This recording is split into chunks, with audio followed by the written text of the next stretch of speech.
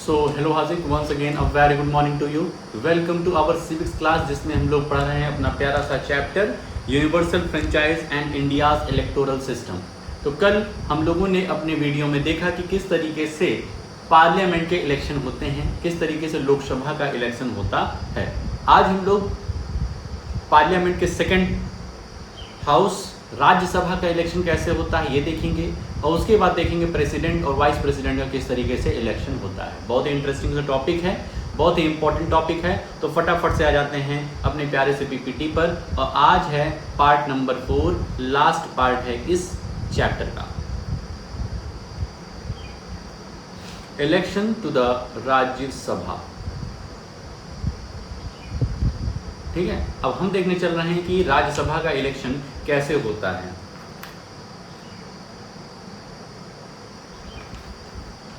The candidates elected to the Rajya Sabha are also known as members of Parliament (MPs), but they are chosen through indirect election. Rajya Sabha जो हमारा दूसरा house है, ध्यान रखना, parliament जो होता है, पार्लियामेंट जो संसद होती है उसके दो हाउस होते हैं, एक होता है लोकसभा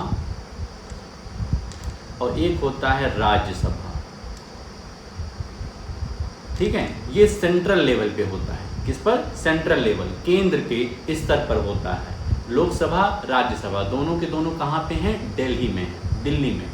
ठीक है, तो लोकसभा का हम लोग देख लिए 543 मेंबर्स होते हैं, और 543 मेंबर्स को कौन इलेक्ट करता है? हम लोग इलेक्ट करते हैं। लेकिन राज्यसभा के जो मेंबर्स होते हैं उनको हम लोग आम जनता इलेक्ट नहीं करती, इनका इनडायरेक्ट इलेक्शन होता है। तो सवाल उठता है, भाई साहब इनको फिर चुनता कौन है, इनको इलेक्ट कौन करता है? Let us revisit the example of Suryoday School. Imagine that the school is setting up a special council at the school level. कह रहे हैं चलो हम वो सूर्योदय स्कूल वाला एक एग्जाम्पल वापस से लेते हैं। वहाँ पर हम लोग इमेजिन करते हैं कि वहाँ पर क्या क्या हुआ था। तो क्लास 8th में, क्लास 8 की जो क्लास रिप्रेजेंटेटिव बनी थी वो थी गुरमत। इसी तरीके से क्लास 7 में कोई रिप्रेजेंटेटिव बना होगा, क्लास 6, क्लास 10 का, अप टू क्लास 12 का हर एक क्या होगा? रिप्रेजेंटेटिव होंगे। 12 ठो रिप्रेजेंटेटिव हमको देखने को मिल रहे होंगे Suryoday school. If the member of this council are elected by the class representative it would be an indirect election. मान लो वहां पर एक काउंसिल, स्पेशल काउंसिल बनाया जा रही है स्कूल में, और उनको इलेक्ट करने का काम इन रिप्रेजेंटेटिव का है। गुरमत इलेक्ट करेगी क्लास 8 से, क्लास 8 से गुरमत जाएगी रिप्रेजेंटेटिव के तौर पर, वो इलेक्ट करेगी। क्लास 7 से जो जीता होगा वो जाकर इलेक्ट करेगा क्लास 6 से, ऐसे ऐसे करके हर क्लास से एक एक लोग जो क्लास रिप्रेजेंटेटिव बने हैं वो जाकर के उस काउंसिल मेंबर को चुनेंगे। तो ये हुआ इनडायरेक्ट इलेक्शन, मतलब उसमें आम जनता, पूरी की पूरी जनता इन्वॉल्व नहीं होती है। जो मेन होता है, जिसको हमने चुना है, वो जाकर के उसको चुनता है। तो ये हुआ इनडायरेक्ट इलेक्शन। इसी तरीके से राज्यसभा में इलेक्शन होता है। ऑफ द 245 मेंबर्स, ध्यान रखना, राज्य लोकसभा में 543 और राज्यसभा में 245 सीट्स होती हैं। 245 मेंबर्स राज्यसभा में बैठते हैं। 233 are elected by the elected members of the state legislative assembly. इसमें से जो 233 होते हैं इनको इलेक्ट किया जाता है। कौन इलेक्ट किया जाता है? यही लोग इलेक्ट करते हैं जिसको हम इलेक्ट करके भेजे हैं, जिसको हमने चुनाव किया है, जिसको हमने चुन करके भेजा है लोकसभा में, वो इनका रिप्रेजेंटेटिव, वो इनको क्या करते हैं? इलेक्ट करते हैं। ठीक है, elected member of state legislative assemblies. ठीक है, ध्यान रखना, एक मिनट थोड़ा सा कंफ्यूजन ना क्रिएट हो। ये 543 नहीं इलेक्ट करते हैं इन्हें, ये इलेक्ट करते हैं कौन? ये इलेक्ट करते हैं जिनको हमने अपनी स्टेट लेजिस्लेटिव असेंबली में जिताया है। मतलब जो राज्य की विधानसभा है, जहां पर हम लोगों ने जिता करके चीफ मिनिस्टर बनाया था, और उनके जो और मेंबर्स हैं उनको बनाया था, वो इनको इलेक्ट करते हैं। ठीक है, देखो नाम से क्लियर हो रहा, राज्यसभा मतलब राज्य की सभा। जो भी अलग अलग राज्य हैं, जितने भी हमारे इंडिया में राज्य हैं, उसमें से जिसको हमने चुन करके राज्य विधानसभा में भेजा है, वो इनको इलेक्ट करते हैं, ये 233 मेंबर्स को। ठीक है, बात समझ में आ गई। ये 233 मेंबर्स का इलेक्शन इनडायरेक्ट होता है, जिसको हमने चुन करके अपनी राज्य विधानसभा में, स्टेट लेजिस्लेचर में भेजा है, वो इनका चुनाव करते हैं। तो 233 मेंबर्स क्या हुए?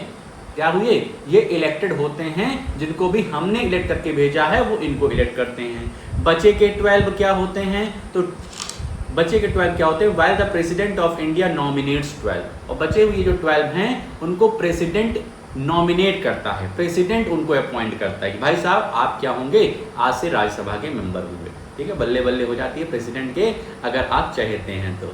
Each state is allotted a different number of Rajya Sabha seats based on population. Her state की अलग अलग क्या होती है यहाँ पर मेंबरशिप होती है। मतलब जैसे जिस स्टेट की ज़्यादा पॉपुलेशन होगी राज्यसभा में उसकी सीट ज़्यादा होगी, जिस स्टेट की पॉपुलेशन कम होगी यहाँ पर उनकी सीट्स कम रहेगी। ठीक है, मतलब जितना बड़ा राज्य रहेगा उतनी ज़्यादा सीट्स राज्यसभा में उसको मिलेगी, जितना छोटा राज्य रहेगा उतनी कम सीट राज्यसभा में मिलेगी। For example, more populous state like Uttar Pradesh have more seats than less populous state like Arunachal Pradesh. Uttar Pradesh की ज़्यादा सीटें हैं राज्यसभा में in comparison to the Arunachal Pradesh जिसकी सीट्स कम है। ठीक है, तो जरा आपने गूगल बाबा के पास जाना और पता करना कि उत्तर प्रदेश की कितनी सीट राज्यसभा में है, उत्तर प्रदेश की कितनी सीट्स राज्यसभा में है और अरुणाचल प्रदेश की कितनी सीट राज्यसभा में है। तो पता चल जाएगा तुम्हें कि दोनों स्टेट होते हुए भी एक की सीट ज़्यादा है, एक की सीट ज़्यादा है, एक की सीट कम है। The Rajya Sabha is also called the permanent house. ठीक है, ध्यान रखना लोकसभा टेम्परेरी हाउस है क्योंकि लोकसभा में हर 5 साल बाद सारे के सारे मेंबर्स बदल जाते हैं, लेकिन राज्यसभा के ऐसे मेंबर नहीं बदलते हैं। राज्यसभा के मेंबर्स सभी के सभी एक साथ नहीं बदलते हैं, रुक रुक करके बदलते हैं, कुछ टाइम पीरियड के बाद बदलते हैं। तो ध्यान रखना राज्यसभा एक परमानेंट हाउस है, इट इज नेवर डिसॉल्व, कभी भी डिसॉल्व नहीं होती, कभी भी भंग नहीं होती है। A member of the Rajya Sabha has a 6 year term. जितने भी मेंबर, ध्यान रखना लोकसभा के जितने मेंबर होते हैं उनका कार्यकाल 5 साल का होता है, 5 साल वो लोग ड्यूटी में रहते हैं, सेवा में रहते हैं, लेकिन राज्यसभा के जो मेंबर होते हैं वो 6 साल की ड्यूटी उनकी रहती है। 1/3 of its member retire every 2 year. हर 2 साल में इस राज्यसभा के 1/3 मेंबर रिटायर हो जाते हैं, मतलब हर 2 साल में किसी न किसी का 1/3 मेंबर का 6 ईयर पूरा हो जाता है टेन्योर, तो वो रिटायर हो जाते हैं। ठीक है, and new members are elected. फिर नए मेंबर्स का इलेक्शन होता है, वो कौन चुनेगा? तो जिसको हमने स्टेट लेजिस्लेचर में चुना है, जिसको हमने राज्य की विधानसभा में चुन के भेजा है, वही उनको चुन करके राज्यसभा में भेज देंगे। There is difference, however, in the voting process, it uses what is called a single transferable vote system. ध्यान रखना यहाँ पर जो चुनाव होता है, जो इनडायरेक्ट इलेक्शन हो रहा है, single transferable vote system STV, single transferable vote system. इसमें क्या होता है? तो इसमें कई सारे तुम्हें क्या दिए जाते हैं, कई सारे, जैसे 4 लोग एक सीट के लिए खड़े हैं अलग अलग पार्टी के, 4 लोग, ठीक है, मान लो ये बीजेपी के खड़े हैं, ये कांग्रेस के खड़े हैं, नहीं बीजेपी कांग्रेस न लें, ये थोड़ा सा सब्जेक्टिव बन जाएगा। ठीक है, हम लेते हैं, मान लो ये कोई पार्टी है A, कोई पार्टी है B, कोई पार्टी है C, कोई पार्टी है D। 4 पार्टी हैं A, B, C, D, इनका अलग अलग साइन है। ठीक है, अलग अलग साइन है, अलग अलग चुनाव चिन्ह होता है। तो ABCD। अब सिंगल ट्रांसफरेबल वोट सिस्टम होता है कि इनमें से तुम्हें रैंकिंग करनी है, तुम इनमें से किसको चाहते हो। तो मान लो तुम C को चाहते हो, C की तुम्हारी पहली प्रेफरेंस है, कहोगे अच्छा C हार जाता है तो मैं चाहता हूँ D जीत जाए। और मान लो B भी हार जाता है, मैं चाहता हूँ D जीते, और अगर कोई नहीं जीत रहा तो लास्ट में मैं भाई A ही ऑप्शन है। तो ये होता है सिंगल ट्रांसफरेबल वोट सिस्टम। मतलब आप जाते हैं, आपको रैंकिंग करनी होती है और रैंकिंग के आधार पर ही कोई चुनाव जीतता है। ऐसे सभी लोग जितने भी इलेक्टेड मेंबर्स रहते हैं राज्य विधानसभा के, वो जा करके इनका इलेक्शन इस तरीके से करते हैं इनडायरेक्ट वे में। इसी को कहते हैं सिंगल ट्रांसफरेबल वोट सिस्टम। ठीक है, इसके आधार पर पता करते हैं किसको कौन सी प्रेफरेंस मिली है, किस पर्सन को फर्स्ट प्रेफरेंस ज़्यादा मिली है वो जीत जाता है, किस पर्सन को सेकेंड प्रेफरेंस ज़्यादा मिली है। ठीक है, अगर फर्स्ट नहीं जीतता है तो फिर वो जीतता है। तो इस तरीके से सिंगल ट्रांसफरेबल वोट सिस्टम होता है, बहुत इंपॉर्टेंट है। लोग नहीं समझ पाते हैं तो उनको तुम समझा देना कि सिंगल ट्रांसफरेबल वोट सिस्टम इस तरीके से होता है कि सभी रिप्रेजेंटेटिव की, सभी जो चुनाव में खड़े हुए हैं उनकी एक लिस्ट होती है, हमें मार्क करना रहता है किसको मैं फर्स्ट प्रेफरेंस चाहता हूँ, किसी को सेकेंड, किसको थर्ड। तो जो सभी में, ठीक है, ओवरऑल फिर देखा जाता है कि फर्स्ट प्रेफरेंस किसको, किस पर्सन को फर्स्ट प्रेफरेंस ज़्यादा मिली है, ठीक है, वो जीत जाता है। अगर वो नहीं जीतता है तो सेकंड प्रेफरेंस किसको ज़्यादा मिली है। ठीक है, तो इस तरीके से करके चुनाव में इलेक्शन हो जाता है। This is a special way of ensuring that smaller states also get fair representation in the Rajya Sabha. You will learn more about the exact mechanism how this works in higher classes. Higher classes में हम थोड़ा सा और सीखेंगे इसके बारे में. Rajya Sabha MLAs vote in indirect election, elect to 33 Rajya Sabha members, President of India nominate 12 members. ठीक है, तो ये कह रहे हैं कि ये जो राज्यसभा है, राज्यसभा में टोटल 245 मेंबर्स होते हैं, जिसमें से 233 का इलेक्शन होता है और 12 को क्या कहते हैं प्रेसिडेंट नॉमिनेट करता है. इन टोटल 233 को इलेक्ट कौन करता है? तो MLA member of legislative assembly, जो हमारे स्टेट की असेंबली होती है उसके जो मेंबर्स होते हैं वो इनको इलेक्ट करते हैं. और कौन से मैकेनिज्म से? तो सिंगल ट्रांसफरेबल वोट सिस्टम. किससे? वो एक प्रेफरेंस देते हैं अपना. ठीक है. Seat allocation is based on state population. More populous state like Uttar Pradesh have more seats. Uttar Pradesh की ज़्यादा सीट रहेगी क्योंकि वो पॉपुलस स्टेट है, वहाँ की जनसंख्या ज़्यादा है, वहाँ का एरिया ज़्यादा है. Rajya Sabha is a permanent body, 1/3 of its member retire every 2 years ensuring continuity. तो राज्यसभा एक परमानेंट हाउस है. परमानेंट हाउस का मतलब होता है कि एकाएक पूरी के पूरे मेंबर्स नहीं बदल जाते. जैसे लोकसभा में होता है, हर 5 साल बाद पूरे के पूरे मेंबर्स बदल जाते हैं. तो राज्यसभा में ऐसा नहीं होता है. राज्यसभा में 1/3 मेंबर हर 2 साल में चेंज होते रहते हैं, रिटायर होते रहते हैं, नए आते हैं, लेकिन परमानेंट पूरी तरीके से राज्यसभा डिसॉल्व नहीं होता है. MLAs vote using single transferable vote system, ranking candidate bye preference. तो इसको हम पढ़ा दिए. Election of the president of India. अब हम लोग देखते हैं राज्यसभा लोकसभा का इलेक्शन हम लोगों ने देख लिया. अब हम देखते हैं किस तरीके से प्रेसिडेंट ऑफ इंडिया, भारत के राष्ट्रपति का इलेक्शन कैसे होता है.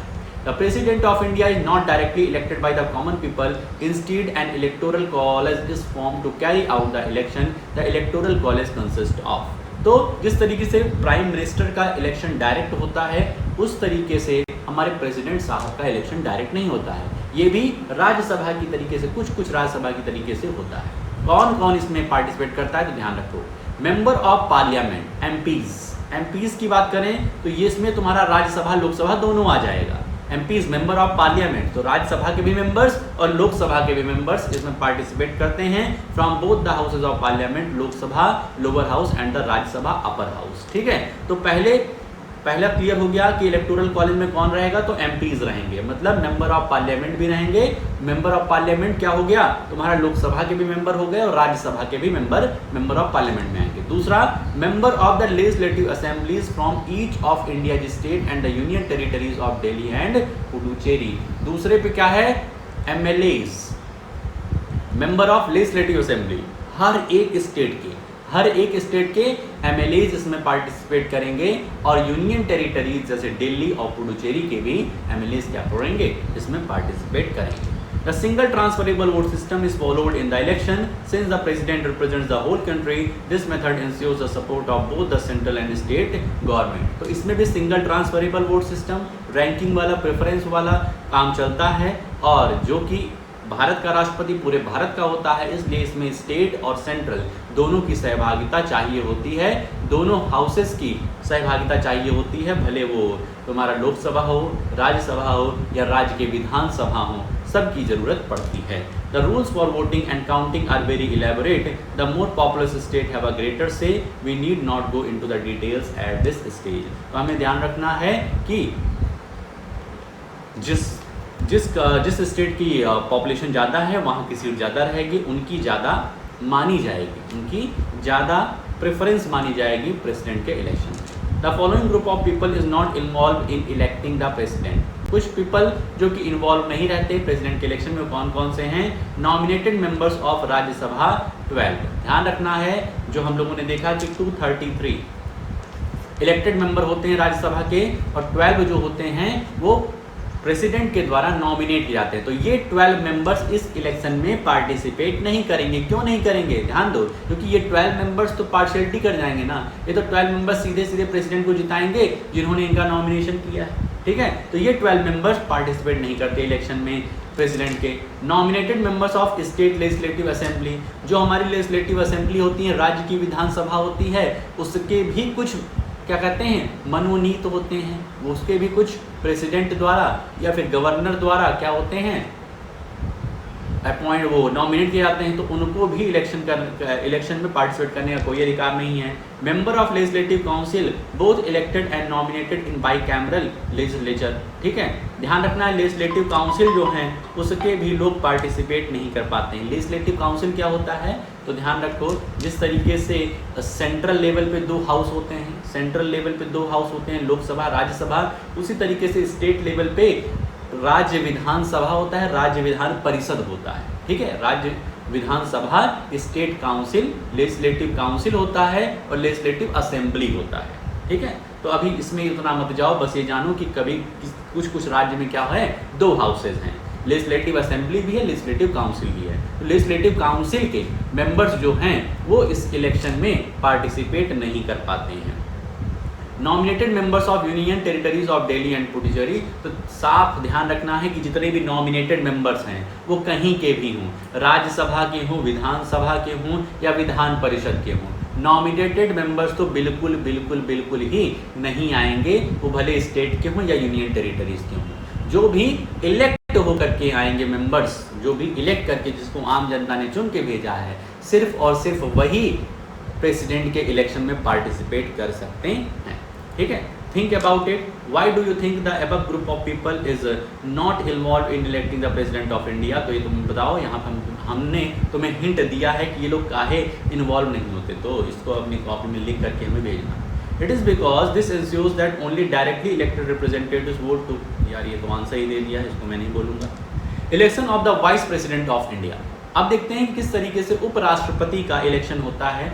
उपराष्ट्रपति का काम क्या होता है। The vice president of India is elected by N electoral college consisting of the elected and nominated members of both house of parliament. अब ध्यान रखना है, वाइस प्रेसिडेंट का इलेक्शन कैसे होता है, तो वाइस प्रेसिडेंट का इलेक्शन करते हैं member of parliament. Member of parliament Lok Sabha के भी होंगे, राज्यसभा के भी होंगे, और ध्यान रखना है कि इनमें वो नहीं है कि नॉमिनेटेड वाले इलेक्शन नहीं कर सकेंगे, नॉमिनेटेड वाले भी इलेक्शन कर सकते हैं। जिसको प्रेसिडेंट ने अपॉइंट किया है, प्रेसिडेंट ने नॉमिनेट किया है, वो भी इस इलेक्शन में, वाइस प्रेसिडेंट के इलेक्शन में पार्टिसिपेट कर सकते हैं। Again the system of single transferable vote system is used. यहाँ पर भी सिंगल ट्रांसफरेबल वोट सिस्टम, मतलब वो क्या कहते हैं, प्रेफरेंस वाला सिस्टम यहाँ भी चलता है। The vice president is the chairperson of the Rajya Sabha. If there are situations when the president is not able to discharge their function, the vice president steps into play the role. तो भाई साहब ऐसा होता है, कभी कभी क्या होता है, राष्ट्रपति बीमार हो जाते हैं, कभी कभी क्या होता है, राष्ट्रपति किसी टूर पे चले जाते हैं इंडिया के बाहर, तो फिर उनकी सीट पर उनका चार्ज वाइस प्रेसिडेंट लेते हैं और उनके पावर को एक्सरसाइज करते हैं वाइस प्रेसिडेंट अपने। Challenges and the role ahead, ध्यान रखना इस बात का कि कौन किसका चुनाव करता है, बहुत ही इंपॉर्टेंट है। अभी समझ जाओ, नहीं समझ में आ रहा है शाम की क्लास में जरूर पूछ लो फिर से कि सर कौन किसका इलेक्शन करता है, मुझे नहीं समझ में आ रहा है, तो बताओगे, पूछोगे तो फिर बताऊंगा मैं। अच्छे से अभी समझ लोगे क्योंकि ये तुम्हें लॉन्ग लास्ट काम देगा। जब तक तुम सिविक्स पढ़ोगे, पॉलिटिकल साइंस पढ़ोगे, तब तक ये तुम्हें परेशान करता रहेगा अगर आज नहीं समझे तो। Challenges and the role ahead, अब इलेक्शन में, इंडिया के इलेक्शन में कौन कौन से चैलेंजेस हैं और आगे क्या किया जा सकता है, आइए देखते हैं, बड़ा मजा आएगा। India's electoral system is celebrated as the world's largest democratic exercise. तो जैसा कि हम लोगों ने बताया स्टार्टिंग में ही कि इलेक्शन, जो इंडिया का इलेक्शन होता है, एक वो क्या है, फेस्टिवल के रूप में, डेमोक्रेसी का फेस्टिवल है। However, like all system, it faces its share of challenges. Issues such as the growing influence of money in election, a significant proportion of candidates with criminal records, and a voter apathy, particularly in urban areas, raise important question about the health and future of our democracy. कह रहे हैं बहुत सारी दिक्कतें भी हैं। Democracy तो ठीक है, डेमोक्रेसी का फेस्टिवल तो ठीक है, फेस्टिवल सेलिब्रेट भी करते हैं, लेकिन बहुत सारी दिक्कतें आ रही हैं। दिक्कत क्या है, पैसा देकर के वोट खरीद लिया जा रहा है, पैसा देकर के वोट खरीद लिया रहा है। दूसरा देखा जा रहा है कि जिसके पास क्रिमिनल रिकॉर्ड, जिन्होंने हत्या करी, जिन्होंने रेप किया, जिन्होंने अच्छे तगड़े लेवल के काम किए हैं, बहुत बुरे काम किए हैं, उनको क्या हुआ, टिकट मिल जा रहा है, वो हमारे नेता बन जा रहे हैं, वो हमारे अच्छे पोस्ट पर रिप्रेजेंटेटिव बन जा रहे हैं। तो ये देश के लिए खतरा है। तीसरा है वोटर अपैथी। वोटर अपैथी मतलब अरे यार होगा चुनाव, मुझसे क्या करना, मैं नहीं जाऊंगा वोट देने, ये है वोटर अपैथी। भाई क्यों नहीं जाओगे चुनाव, क्यों नहीं जाओगे वोट देने, 5 साल में एक बार मौका आता है, जाइए दीजिए, अपने नेता को चुनिए, जो आपको बेहतर लग रहा है उनको चुनिए, उनको वोट करिए, नहीं तो फिर 5 साल रोना मचेगा। ठीक है, तो इसलिए एक दिन निकलिए और जा करके चुनिए। तो वोटर अपैथी ज़्यादातर अर्बन एरियाज़ में देखने को मिलता है। रूरल वाले थोड़ा सा जागरूक होते हैं कि हम नहीं, हम तो जिताएंगे। अब भले वो पैसा क्या है या फिर बोतल के चक्कर में है, किस चक्कर में है, लेकिन जाते हैं। रूरल एरियाज़ में गांव वाले जाते हैं चुनाव करने, लेकिन शहरों में थोड़ा सा रुझान कम देखने को मिलता है। तो इस वजह से ये डेमोक्रेसी के लिए खतरा है। The way forward lies in empowering voters with the information they need to make thoughtful and responsible choices। ठीक है, तो वोटर्स को एम्पावर करना पड़ेगा, वोटर्स को समझाना पड़ेगा कि भाई साहब आपके चुनाव की, आपके एक वोट की कीमत बहुत ज़्यादा है, आपके एक वोट से देश की सूरत बदल सकती है। तो निकलिए। Media education and awareness campaigns must work together to help people, especially the youth, understood the importance of voting wisely. An aware and vigilant voter is the strongest safeguard of democratic system. It starts with asking the right question and ends with casting a responsible vote. तो हर एक जनता को जागरूक होना पड़ेगा, हर एक युवा को जागरूक होना पड़ेगा, हर एक यूट्यूबर को प्रचार प्रसार करना पड़ेगा कि भाई साहब वोट दो। ठीक है, क्योंकि वोट आप देंगे, एक जागरूक नागरिक बनेंगे तो क्वेश्चन करेंगे, प्रश्न उठाएंगे सरकार से, और लास्ट में आप एक समझदार व्यक्ति को वोट करेंगे जिसे आपको लग रहा है कि हाँ ये हमारे देश को आगे ले सकता है, हमारे स्टेट को आगे ले जा सकता है, हमारे मोहल्ले गली को आगे ले जा सकता है और बेहतर बना सकता है। ठीक है, तो ये सब चैलेंजेस हैं। बिफोर वी मूव ऑन, यहाँ पर कुछ समरी टाइप की दी गई है, तो इसको अपनी कॉपी में लिख लेना। समरी टाइप किया तो इसको लिख लेना अपनी कॉपी में, और जो भी इंपॉर्टेंट पॉइंट्स तुमको नज़र में आए ध्यान रखना। इसके पन्ना पलटोगे तब भी तुम्हें 2-3 इंपॉर्टेंट पॉइंट्स दिखाई देंगे। ठीक है, तो ये सारी गतिविधियाँ हुई हमारे अपने इस चैप्टर में। ये चैप्टर बहुत ही शानदार रहा, बहुत रेलिवेंट रहा, इसको पढ़ना चाहिए, समझना चाहिए।